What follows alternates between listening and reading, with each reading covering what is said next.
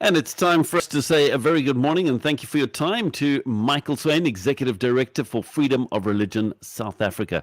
Michael joins us via StreamYard so that we are live on radio, live on the Facebook and YouTube as well.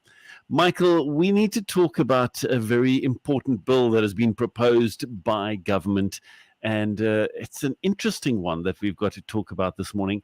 At first, when I looked at the email, I was like, is this even relevant to freedom of religion South Africa? But that's why we've got you to explain this. What is this bill? What is it all about? Well, good morning, Jonathan, and good morning to your listeners. This bill is, as you say, at first glance, you would think, well, what is the problem with this? It's called the Anti-Money Laundering and Combating Terrorism Financing Bill, which we're just going to call the Anti-Money Laundering Bill. And the purpose of it is, of course, to stop potential terrorist funding being channeled through non-profit organizations. And it's as a result of a report that was made by the Financial Action Task Force.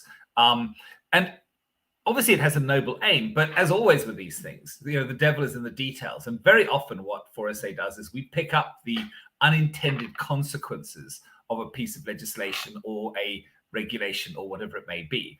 And so we're obviously concerned that it's going to violate various rights. Obviously, Section 15 is our right to freedom of religion. And then we have freedom of association, which is found in Section 18, and also the ability for us to practice our faith together in the form of religious associations. And that's Section 31 of the Bill of Rights in the Constitution. So yes, all three, maybe inadvertently, are trampled on by this bill.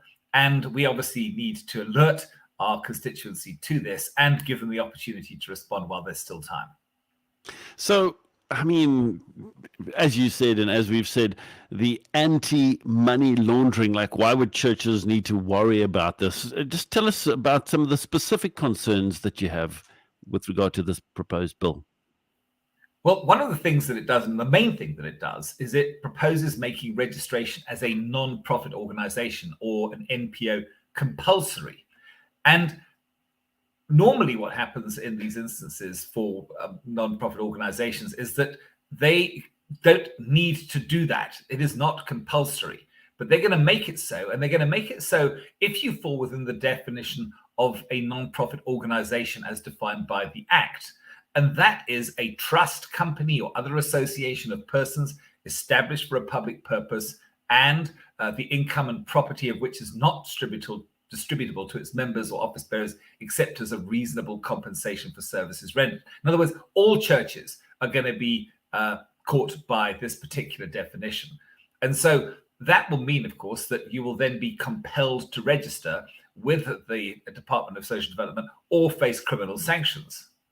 Isn't this already a duplicate of a process given that religious organizations already have to account to other government institutions? Yes, as I say, in fact, we've written an article on our website on how, if you are a church, say, or a religious organization, the different legal entities that you can use, for example, a trust or a voluntary association or a non-profit company. And all those will need to be registered, and they register under different sort of sections of legislation. So, for example, a trust has burdens imposed on it by the Master's Office, and if you're an NPC, then you are answerable to the company's Intellectual Property Commission, known as CCFm. And of course, then there's SARS, the revenue service that imposes entities. So these face very specific requirements. And the NPO Act also has very specific requirements, such as obviously the regular submission of accounting, financial statements, narrative reports of your activities and office bearers. And these are in addition to burdens already placed on religious organizations by other state authorities. So you're really duplicating here. And again, as I said, the challenge is that if you don't comply with this legislation, the DSD will be able to impose criminal sanctions, which includes jail time and a limitless fine. And it's really just an extra burden, particularly if you think about smaller churches, maybe people sort of 50, 60 people or something like that. And that's many, literally thousands of churches on a shoestring budget. There's no tangible benefit to them to register. In fact, quite the opposite. And they're going to obviously then not be as able in terms of their time and their resources to serve their local communities. So we understand obviously that people want to register in some instances, or most instances, with SARS to keep a non-tax status, but it's unclear what registration of the DST will achieve, except to give government greater control. And it's also unclear what capacity the Department of Social Development will have to pick up fraud or money laundering if SARS fails to do so. So it just seems to be an overly burdensome and even unnecessary piece of legislation as far as churches are concerned.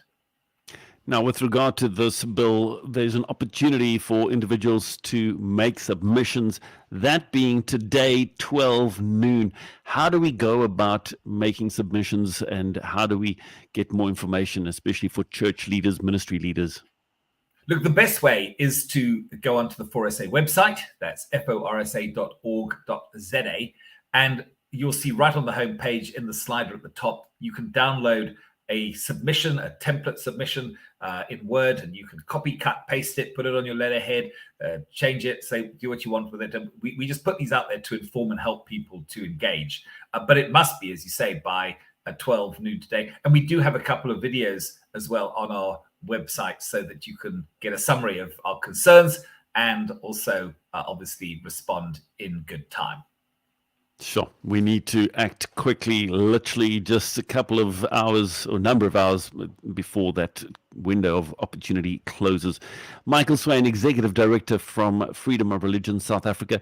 If people want to stay up to date with religious freedom aspects and connect with the organization 4SA, how do they do that? Well, the best way is, again, to go to our website, forsa.org.za. I see it's up on the screen. And also follow us on Facebook. We are Freedom of Religion SA on Facebook, and we are really starting to push our YouTube channel as well, because people, I think, like watching videos more than they like reading. So we have a YouTube channel, which is, again, Freedom of Religion SA or 4SA. And the great thing about the YouTube channel is that you can go and watch Michael and others explaining the aspects and the reality of some of the things that they are dealing with and things that we as Christians need to be aware of. Michael, always great chatting to you. Thank you for your time. And we wish you and the rest of the team at Freedom of Religion South Africa all the best. Thank you, Jonathan. Always great to be on the show.